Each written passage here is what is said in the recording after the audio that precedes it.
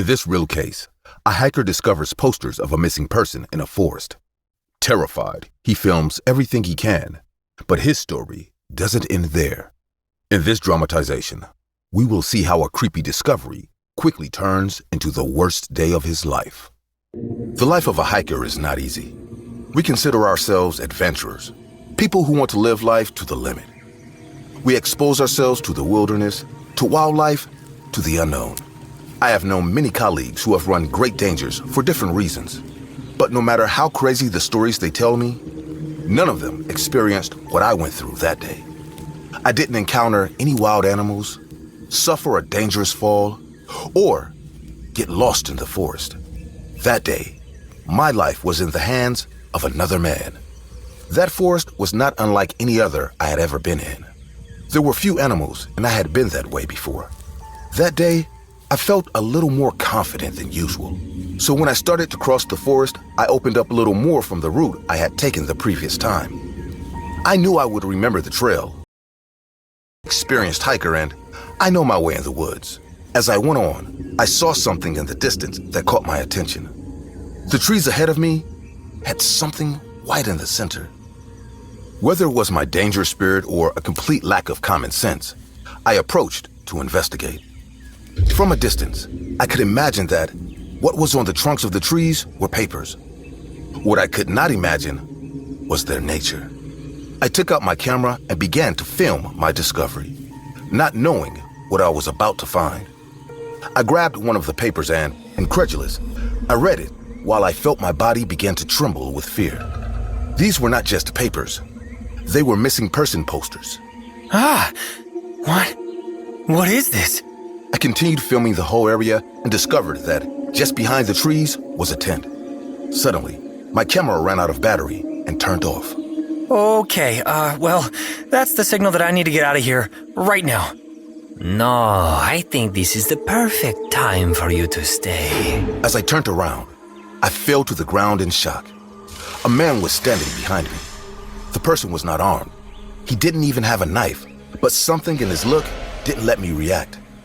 The man was almost 2.5 meters tall. His body was long, lithe, and intimidating. His long, dirty fingernails moved along with his fingers, waiting for me to make a move to grab me. You seem to be a very curious boy. Will you accompany me to my camp? Sir, please, let me go. I swear you'll never see me again. Oh, calm down. I'm not even armed. I just want to talk. More than leaving me alone, this last one made me even more afraid. This person was very confident. I, on the other hand, was terrified. Resting was not an option. Not only did I not know how to fight, but my body was frozen with fear. It was as if I were a mouse being stalked by a bloodthirsty tiger, and he knew it. Without saying anything to him, I listened to him and walked ahead of him toward his camp. Don't be afraid of me, kid. I'm not a monster. I just suffer from gigantism.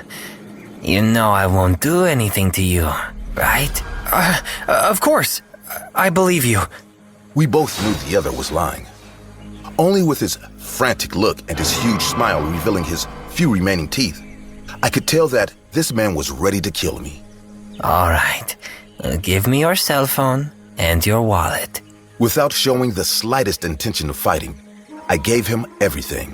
I have an idea. Frank, have you ever played Truth or Dare? Yes. Well, you know, I was born in Argentina. In my country, we call it truth or consequence. Today, we'll play that.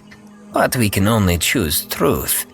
If the bottle points 3 times at me, I'll let you escape. If you lie to me, or if the bottle points 3 times at you, there will be consequences. You can start. Nervous but obedient, I listened to him and spun the bottle. It was pointed at him. Ask. You caused those people to disappear? Every one of them. It's my turn. Today is your lucky day.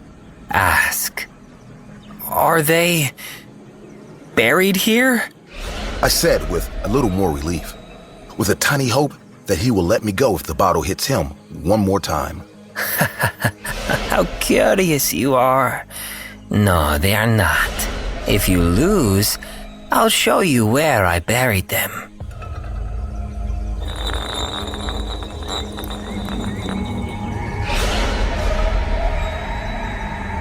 What were you going to do with what you filmed on that camera?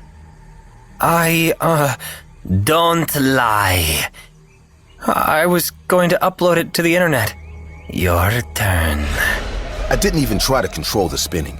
I knew that cheating would cost me my life. But when the bottle stopped on me again, I regretted not having done it. Maybe you're not so lucky. Let me ask you a question. These are the pictures of your mom and sister, right? With a mischievous smile, he showed me my own cell phone. Please don't. I moved away from the bottle and started crying at his feet. I beg you, don't hurt them. If you die, who should I kill? Your mom or your sister? No! Choose, or I'll kill you now. Just kill me, but don't do this to me. I can't answer that.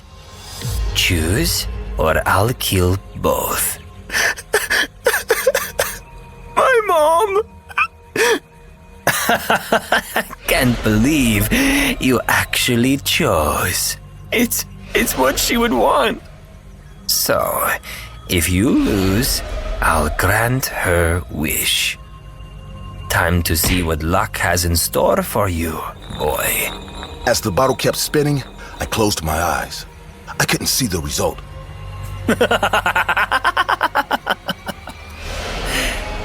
At the psychopath's laughter, I summoned all my energy to open my eyes, and to my surprise, the bottle had been left on his side.